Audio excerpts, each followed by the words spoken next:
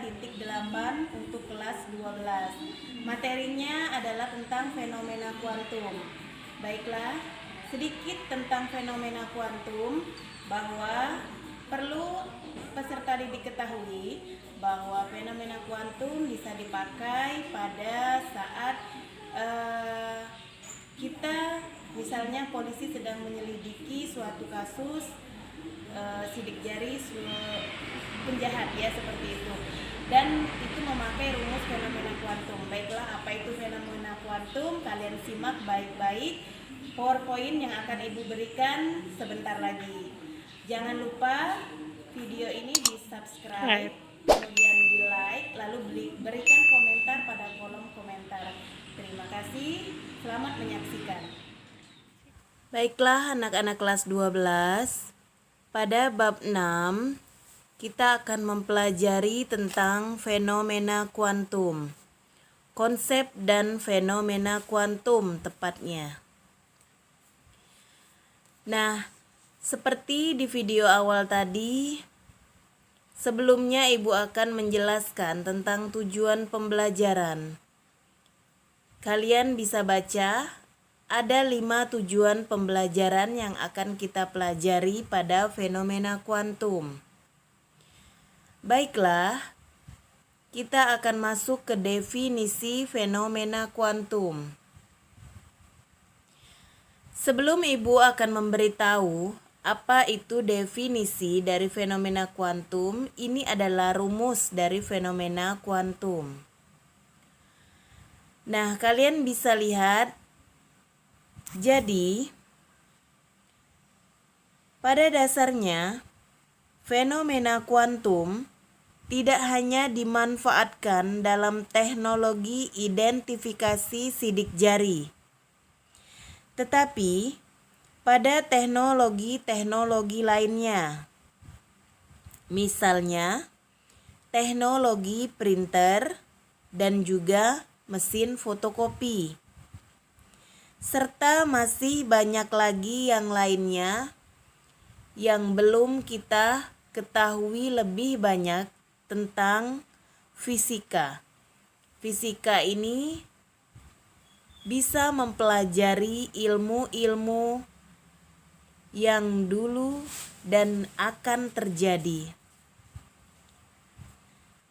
Ya, Ibu contohkan misalnya pada teknologi printer dan mesin fotokopi, konsep fenomena kuantum itu digunakan. Jadi, fenomena kuantum itu apa?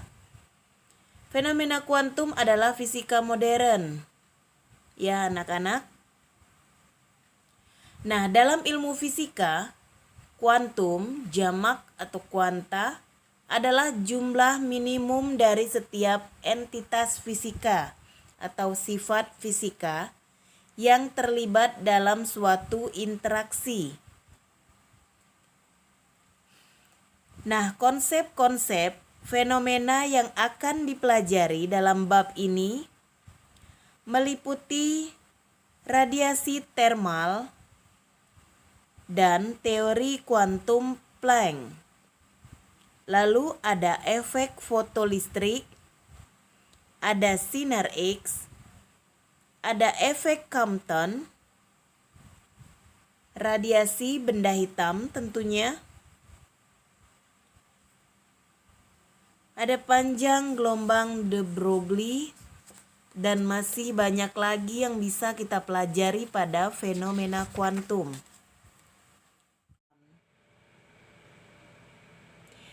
Sedangkan Max Planck menjelaskan spektrum radiasi benda hitam, menyatakan cahaya dapat dianggap sebagai partikel yang terdiri dari paket-paket energi yang disebut kuanta atau foton.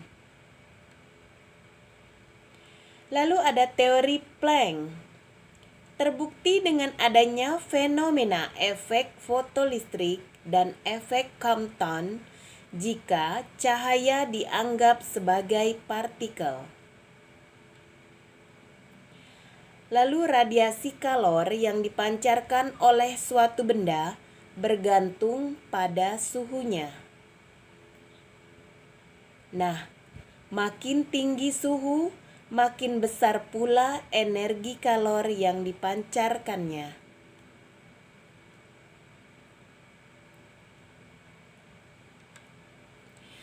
Oke, kita lanjut ke efek fotolistrik.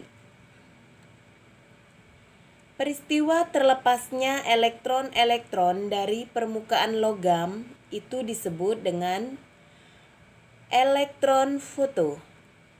Jadi ketika logam tersebut disinari dengan cahaya. Baiklah, ini bisa kita lihat. Cahaya masuk melalui celah-celah lubang pada suatu elektron. Ya. Jadi cahaya itu bisa masuk melalui celah-celah lubang.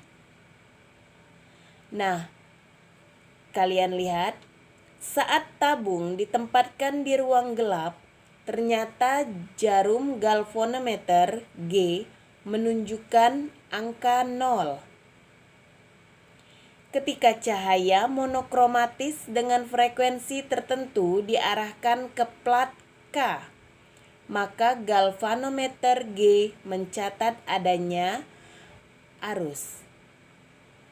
Jadi arus listrik timbul karena adanya elektron-elektron yang keluar dari plat K menuju plat disinari dengan cahaya.